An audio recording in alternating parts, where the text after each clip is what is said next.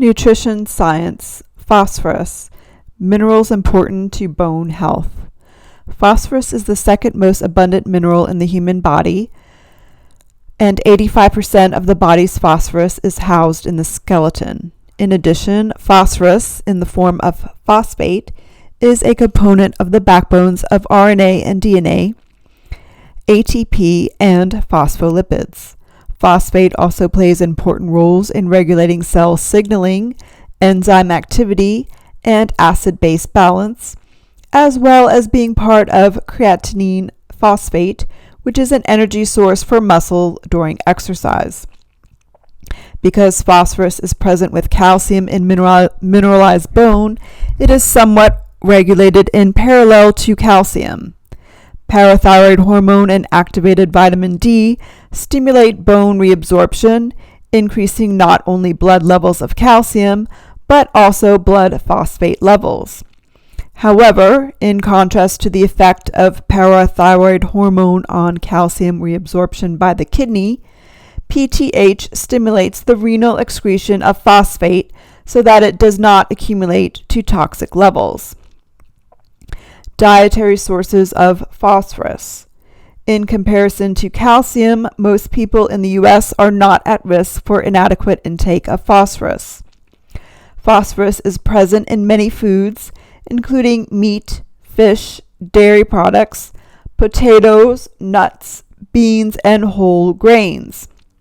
Phosphorus is also added to soft drinks and many processed foods because it acts as an emulsifying agent, prevents clumping, improves texture and taste, and extends shelf life. Examples of good sources include yogurt, salmon, potatoes, and chili, made with ground beef and kidney beans. Phosphorus deficiency and toxicity. Both deficiency and toxicity of phosphorus are rare. The average intake of phosphorus in U.S. adults ranges between 1,000 and 1,500 milligrams per day, well above the RDA of 700 milligrams per day. The upper limit set for phosphorus is 4,000 milligrams per day for adults and 3,000 milligrams per day for people over age 70.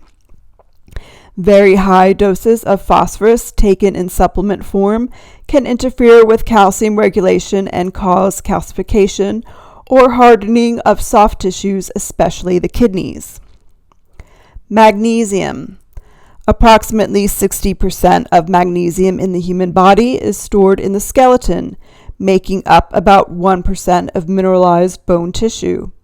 In addition to contributing to bone maintenance, magnesium has several other functions in the body. It is required in every reaction involving ATP, accounting to more than 300 enzymatic reactions.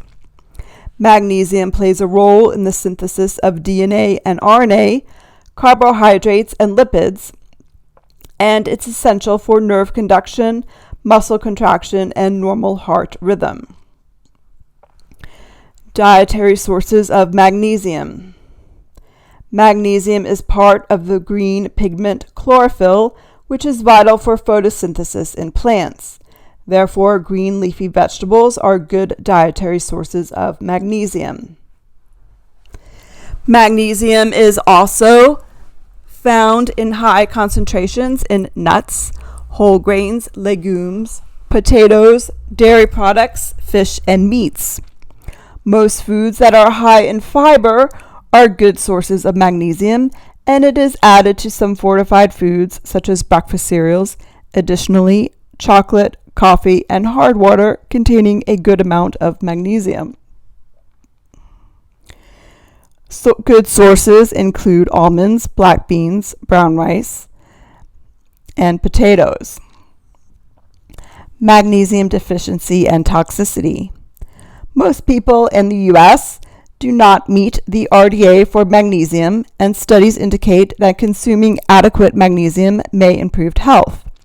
For example, people with higher dietary intakes of magnesium tend to have lower rates of cardiovascular disease, type 2 diabetes, and osteoporosis, leading some research to hypothesize that low intake of magnesium may increase the risk of these chronic diseases. More studies are needed to determine whether magnesium supplements may help prevent these diseases. However, since magnesium is present in many healthful whole foods, improving magnesium intake through diet may bring multiple benefits. Obvious magnesium deficiency due to low dietary intake is rare in healthy people because the kidneys can decrease urinary excretion of this mineral when intake is inadequate. People at greater risk of magnesium deficiency include those with type 2 diabetes, gastrointestinal diseases like Crohn's and celiac, chronic alcoholism, and older adults. A magnesium deficiency can cause decreased appetite, nausea, vomiting, fatigue, and extreme weakness. If extreme, it can cause personality changes, muscle cramps, numbness, tingling, seizures, and an abnormal heart rhythm. Excessive intake of magnesium from foods is not a risk, as the kidneys can effectively excrete it if it's in excess. However, people should take care not to consume more than the upper limit for magnesium from supplements and medications. Fluoride. Fluoride is a trace mineral needed in very small amounts in the body. It is known mostly as the mineral that combats tooth decay, but it also plays a role in assisting with tooth and bone development and maintenance. Because it isn't necessary for growth or to sustain life, fluoride is generally not considered an essential mineral. However, fluoride's role in preventing dental caries or tooth decay are most prevalent chronic disease in children and adults. It underscores the importance of this mineral in the human diet. Fluoride combats tooth decay via 3 mechanisms: blocking acid formation by bacteria, preventing demineralization of teeth, enhancing remineralization of destroyed enamel.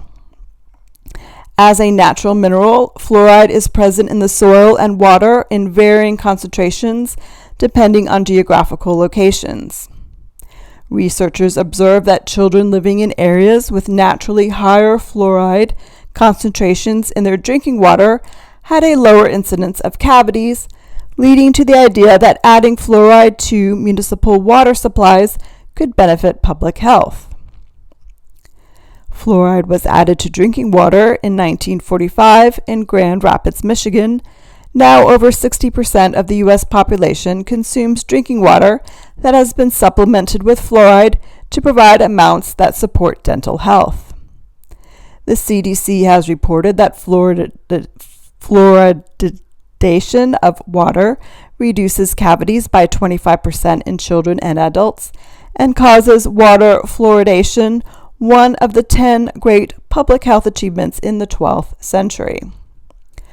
Fluoride's benefits to mineralized tissues of the teeth are well substantiated, but fluoride also plays an important role in the mineralization of bones, increasing their structural stability. Fluoride is currently being researched as a potential treatment for osteoporosis. The data are inconsistent on whether consuming fluoridated water reduces the incidence of osteoporosis as fracture risk. Fluoride does stimulate osteoblast bone building activity, and fluoride therapy in patients with osteoporosis has been shown to increase bone mineral density.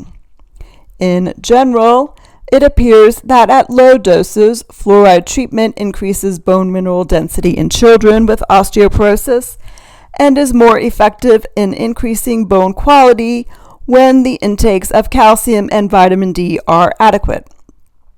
The FDA has not approved fluoride for the treatment of osteoporosis, mainly because its benefits are not sufficiently known.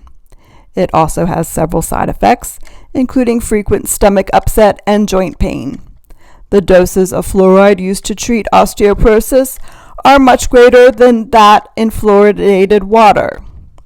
Dietary sources of fluoride: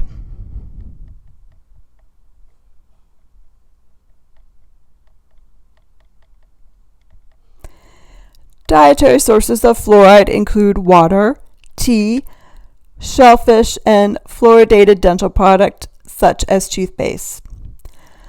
Fluoride deficiency and toxicity. Since it is a non-essential mineral, there is no defined fluoride requirement, but lower levels are associated with higher rates of dental cavities in adults and children. This connection is why so many water supplies are fluoridated. However, as with all minerals, fluoride can also be quite toxic if consumed in excessive amounts. Acute toxicity symptoms from large intakes of fluoride include nausea, vomiting, diarrhea, and convulsions. Chronic toxicity results in an irreversible condition known as fluorosis, characterized by the mottling or white speckling and pitting of the teeth. Fluorosis is primarily a risk in children because mineralization of permanent teeth has typically occurred by age 8. Because fluoridated oral care products often taste good, making them appealing to young children, it is important to make sure infants and children do not consume too much fluoride by swallowing toothpaste or other oral care products. Recommendations for managing fluoride intake in children include the following. Do not use any fluoride supplement without talking to your healthcare provider. Consider a prescription fluoride supplement for children who live in communities without fluoridated water or rely on well water supply that is not fluoridated. Only use a smear or rice-sized amount of fluoride toothpaste as soon as the first tooth erupts in infants up through age 2 years. Only use a pea-sized amount of fluoride toothpaste in children ages 3 to 6 years. Encourage children to spit out toothpaste instead of swallowing it. And avoid fluoride mouth rinses in children younger than 6 years old.